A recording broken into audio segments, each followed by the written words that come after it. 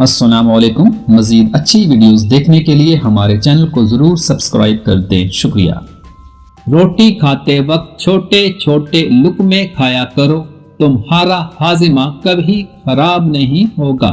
चावल कम खाया करो, कभी दमे की बीमारी ना होगी। ज्यादा खाकर चलना मत भूलें, वरना तुम ये भूल ना पाओगे कि तुम कभी सेहतमंद थे। बदन की रग रग में कुव्वत लाना चाहते हैं तो जब भूख लगे तो खाओ, वरना भूखे रहो।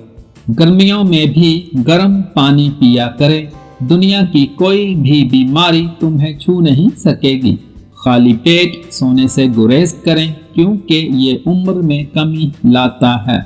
जल्द बीमार होना है तो रोटी के बाद पानी पी लें।